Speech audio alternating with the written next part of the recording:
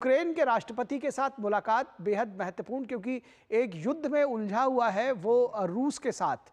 किस तरह से ये मुलाकात मायने रखती है, क्या खास पॉइंट्स रहे हैं इस मुलाकात के? अगर आप हमें सुन पा रहे हैं अरुण।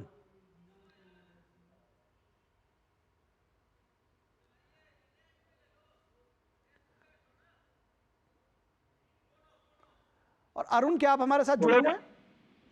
जी जी निखिल, अरुण, मुझे अरुण। आपकी आवाज मिल रही है। जी अरुण, जी हम निखिल। समझना चाह रहे थे कि अभी आपने दो मुलाकातें दिखाई अपने दर्शकों को थोड़ी देर पहले, और वोलोदिमीर ज़ेलेंस्की के साथ, यूक्रेन के राष्ट्रपति के साथ ये मुलाकात बेहद आम है, क्योंकि एक युद्ध में उलझा हुआ है ज़ेलेंस्की और रूस के, दरअसल यूक्रेन और रूस।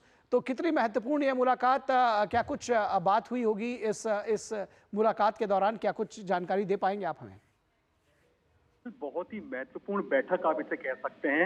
यूक्रेनियन लीडरशिप और Indian prime minister Narendra Modi के बीच में बैठक इस समय पर चल रही है। दूसरी महत्वपूर्ण बात, आपको याद हो कि G7 जब हिरोशिमा में हुआ था, उस समय भी जो यूक्रेन लीडरशिप ज़ेलेंस्की है, उन्होंने प्राइम मिनिस्टर नरेंद्र मोदी से बातचीत की थी। जो सिचुएशन है यूक्रेन के अंदर, उसको अप्राइज कराया था। और जाहिर सी बात है, प्राइम मिनिस्टर नरेंद्र मोदी को थैंक्स भी कहा था, जो ह्यूमैनिटेरियन सपोर्ट भारत ने एक्सटेंड किया था यूक्रेन को ड्यूरिंग द क्राइसिस।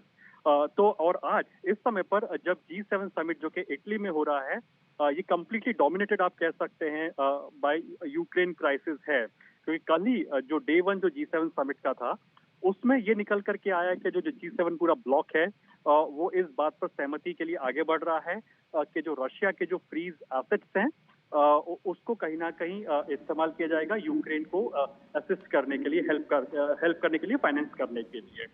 लेकिन जी आपको इस बात को इस तरह से भी देख सकते हैं कि यूक्रेन लीडरशिप वो भारत के साथ भी इस समय पर एंगेज कर रहे हैं। यूक्रेन भारत के साथ एंगेज करना चाह रहा है। और इस G7 समिट की साइडलाइंस पर आपको पता ही है कि भारत ने हमेशा एक बहुत ही स्ट्रॉन्ग स्टैंड रखा है यूक्रेन और यूक्रेन क्राइसिस को लेकर के। भारत ने रशियन लीडरशिप से भी साफ कहा था, this is no time for war, और डायलॉग और डिप्लोमेसी के साथ में तमाम मसलों को सुलझाया जाना चाहिए। वहीं जी यूक्रेन की जहां तक बात आती है, भारत ने एक तरह से ह्यूमैनिटेरियन सपोर्ट भी किया था यूक्रेन को। और जब यूक्रेन में जो भारत के लोग फंसे थे, उन लोग को बचा करके भी, सही सलामत लेकर के भी भारत वापस लेकर के आता है। और ऐसे में हम इस बात को जानते हैं कि यूक्रेन इस समय पर क्राइसिस चल रहा है, और एक ग्लोबल जियोपॉलिटिकल सिचुएशन को भी एक तरह से वोलेटाइल रखे हुआ है। ऐसे में ज़ेलेंस्की का भारत से मिलना इस बात को इंडिकेट करता है कि जो यूक्रेन हो या रशिया हो, वो तमाम जो बड़े जियोपॉलिटिकल सिचुएशंस होती हैं भारत के दुनिया के अंदर, उस लिहाज से वो भारत के साथ में एंगेज करना चाह रहे हैं। तो एक तरफ से भारत का एक तरह से बड़ा कद दिखाता है ग्लोबली, क्योंकि आप देखिए कि ज़ेलेंस्की का भारत के साथ में एंगेज इस समय पर करना, और ये बहुत ही लाजमी है कि वो जो करंट सिचुएशन है यूक्रेन के अंदर बिकॉज ऑफ द क्राइसिस, वो जी प्राइम मिनिस्टर मोदी को अप्राइज जरूर कराएंगे। लेकिन जैसे कि प्राइम मिनिस्टर मोदी ने पहले भी कहा है कि डायलॉग और डिप्लोमेसी के साथ में तमाम मुद्दों को सुलझाया जाना चाहिए। तो भारत एक शांति की वकालत करता है।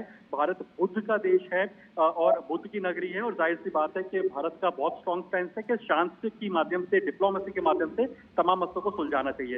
इसके इतर जाहिर सी बात है कि यूक्रेन और भारत के जो बायलैटरल रिलेशनशिप हैं, उसको भी कैसे नए आयाम दिए जा सके, नए डिमेंशन दिए जा सके, उसके ऊपर भी बातचीत होती हुई दिखाई देगी। लेकिन हाँ, प्रोमिनेंटली इन्हीं कॉन्टोर्स के ऊपर आप कह सकते हैं कि बातचीत होती हुई दिखाई देगी, बिकॉज G7 जो हिरोशिमा में हुआ था 23 के अंदर, वहां भी कुछ ना कुछ ब्रॉड कॉन्टर्स इसी प्रकार के ही थे। लेकिन हाँ, भारत के साथ में एंगेज करना, चाहे वो ज़ेलेंस्की हो या फिर अन्य मल्टीलैटरल प्लेटफॉर्म्स के साइडलाइंस पर आपने देखा होगा, या बायलैटरल मीटिंग्स में देखा होगा कि रशियन लीडरशिप भी भारत से एंगेज करती है। तो जी भारत से जब बातचीत होती है, तो दिखाता है कि भारत का जियोपॉलिटिकल मसलों के ऊपर भी काफी एक तरह से स्ट्रॉन्ग इम्प्रिंट देखने को मिलता है, जहाँ पे लोग भारत के सामने एक तरह से अपनी अपनी बातों को रख रहे हैं। लेकिन भारत का स्टैंड बहुत ही एक तरह से कह सकते हैं न्यूट्रल, के कैसे शांति के माध्यम से, डायलॉग और डिप्लोमेसी के माध्यम से मसलों को सुलझाया जा सके। जी, निश्चित तौर पर जो आपने आखिरी बात कही, दरअसल रूस के साथ भी भारत के अच्छे संबंध है, यूक्रेन के साथ में भी बेहतर संबंध है। किस तरह से एक न्यूट्रलिटी बरतते हुए भी भारत इस चीज़ को बार बार एम्फेसाइज कर रहा है कि this is not the time for war, क्योंकि प्रधानमंत्री नरेंद्र मोदी बार बार इस बात को कह रहे हैं। लेकिन दोनों जो एक तरह से कहा जाए कि आपस के जो उन दोनों के जो शत्रु पक्ष हैं, उनके बीच में भी एक भारत कहीं ना कहीं एक मित्रता का निर्वाह करता हुआ नजर आ रहा है। बिल्कुल, क्योंकि भारत एक तरह से ऐसी डिप्लोमेसी अपना रहा है कि वो डायरेक्ट बात कर रहा है। वो किसी तरह से बियॉन्ड लिमिट्स जा करके अपने गेन करने की कोशिश नहीं कर रहा है। ज़्यादातर डेवलप्ड इकोनॉमीज हो या जो अन्य अर्थव्यवस्थाएं हो, वो एक तरह से जो जो तमाम ब्लॉक्स है प्राइमरी डिवाइडेड है एक तरह से, वो अपने पक्ष को ले रहे हैं इस समय पर कि आइदर दिस साइड और दैट साइड। लेकिन भारत एक तरह से एक स्ट्रॉन्ग स्टैंड लेके खड़ा हुआ है कि हमें ह्यूमैनिटी का साइड लेने की जरूरत है, क्योंकि वॉर में चाहे जीत किसी की भी हो, कोई भी ब्लॉक जीते, कोई भी पावरफुल ग्रुपिंग जीतती है या कोई भी देश जीता है, अंत में ह्यूमैनिटी हार जाती है। और वही भारत का पक्ष है कि हम लोग बुद्ध की धरती से आते हैं और उसी मैसेज को कहीं ना कहीं रेप्लिकेट कर रहे हैं इंटरनेशनली मल्टीलैटरल प्लेटफॉर्म्स के ऊपर भी, कि आप डायलॉग कीजिए, बातचीत से मसलों को सुलझाइए, क्योंकि हर चीज का जवाब केवल बंदूक और गोलियां नहीं हो सकती, गोले बारूद नहीं हो सकते। हमें ह्यूमैनिटी को तरजीह देने की जरूरत है। एक समय पर जब दुनिया भर की अर्थव्यवस्थाएं एक तरह से स्लो डाउन से गुजर रही हैं, यूक्रेन का क्राइसिस देखने को मिला है, जो तमाम देशों पर इसका कास्केडिंग इम्पैक्ट हमने देखा। कई सारी ग्लोबल सप्लाई चेन्स जो हमारी है वो हिल गई हैं। आप ये देखिए कि जो तमाम जो एनर्जी रिक्वायरमेंट्स होती हैं, जो ग्लोबल सप्लाई चेन के जो हमारे पार्ट हैं, वो काफी तक वोलेटिलिटी उसमें देखने को मिली बिकॉज ऑफ द फैक्ट ये यूक्रेन क्राइसिस की वजह से।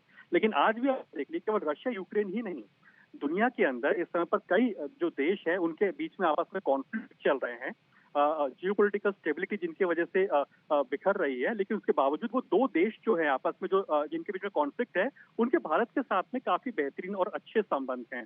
भारत इस बात की वकालत हर मुद्दे पर कर रहा है, हर बातचीत में इसी बात को लेकर के आ रहा है कि आप शांति के माध्यम से, वार्ता के माध्यम से चीजों को सुलझाएं। और जहां तक यूक्रेनी लीडरशिप की बात है या रशियन लीडरशिप की बात है, वो भारत के इस स्टैंड की एक तरह से तारीफ करता है, सराहना भी करता है। और जिस तरह से यूक्रेन क्राइसिस के दौरान जो ह्यूमैनिटेरियन असिस्टेंस भी भारत ने यूक्रेन को दिया, जब वहाँ पे ह्यूमैनिटेरियन असिस्टेंस की जरूरत थी या अपने भारतीयों को वहां से सकुशल बचा करके लाना हो, इस मोर्चे पर भी भारत बहुत प्रगाढ़ता के विदेश साथ में नीति खड़ा जिसको रहा। कहते हैं कि जो अपने स्वदेश के लोगों की जब मदद की बात हुई, तो वहां पर भारत ने एक सुदृढ़ स्टैंड दिखाया। और उसके साथ ही साथ अगर बात दोनों देशों के बीच में अपने संबंधों की हो, तो भारत एक खरी बात दोनों देशों से कहता रहा है, शांति का पक्षधर रहा है भारत, और यही उसकी सबसे बड़ी नीति रही। बहुत शुक्रिया अरुण इस तमाम बातचीत और जानकारी के लिए। तो इस वक्त में आज बस इतना ही। हमारी पूरी टीम को दीजिए इजाजत। नमस्कार।